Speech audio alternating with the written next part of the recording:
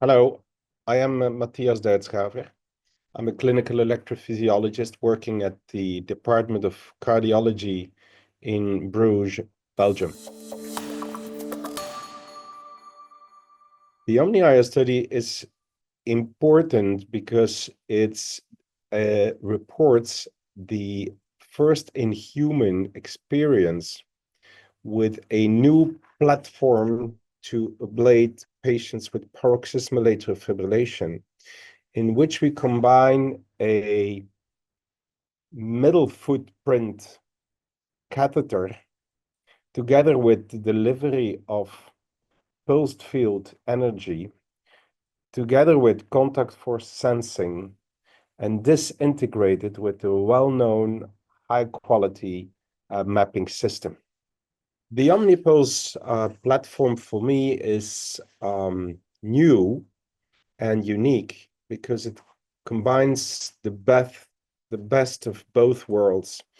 It combines the advantage of pulsed field ablation, which is short applications and safe applications and durable applications, but also the unique advantages of how we used to ablate arrhythmia with focal radiofrequency catheters, meaning catheters characterized by contact force, by index values, by versatility, and by the possibility to combine it with 3D mapping.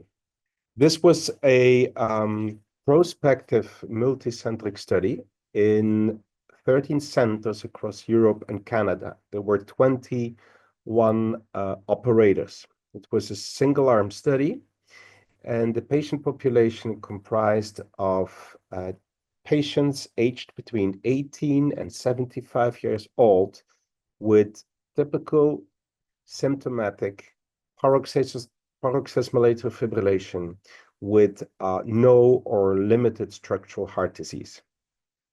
The key findings were that the platform, the Omni platform, allowed us to isolate the electrical veins of the patients. We had an acute effectiveness of isolation of 100%, which was the primary acute effectiveness endpoint. We showed that this was done with a relatively short procedure of 105 minutes with a short fluoroscopy time of 5 minutes. Especially the safety profile was excellent. There were 4 complications, being 3 vascular complications, so procedure related but not catheter related. And there was only 1 pericarditis, probably related to the catheter. Besides the excellent safety profile in the overall population, which was 136 patients, we also observed in a pre-specified subset of patients that there was a really low number of lesions on brain MRI. Only 1 patient had a self-resolving silent lesion on brain MRI.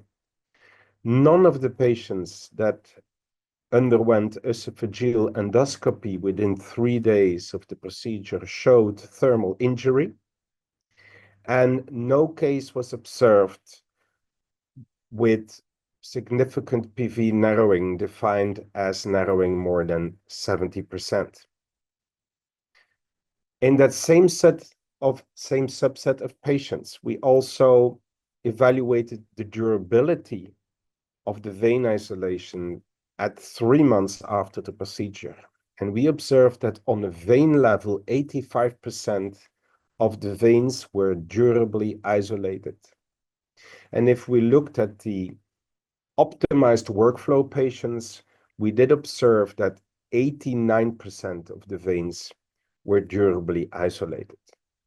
This study illustrates the feasibility, the safety, and the efficacy of a new platform to ablate patients with paroxysmal atrial fibrillation.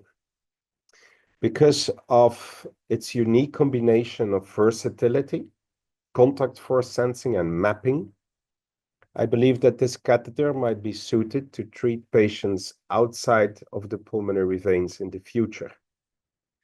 It will allow to ablate patients with linear lesions.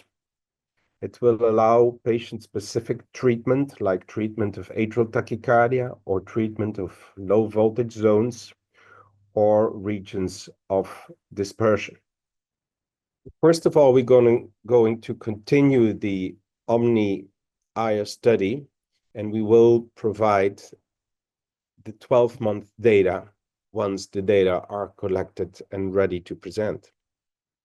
In the meantime, the Omny-AF, which is the Omny-IDE trial, is being started in the United States. It has a similar study design as our European Canadian study, but it already incorporates some changes in the catheter, being the fact that one can advance the sheet slightly more distal over the OMNYPULSE catheter, and the fact that the placement of the ablation tags is done respiratory gated.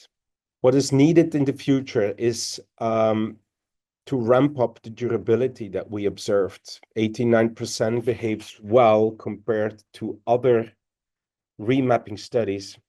But in order to obtain higher durability levels, we probably will need to ablate maybe at the carina, maybe with higher index values, or maybe we will ablate with newer dose recipes to create deeper lesions.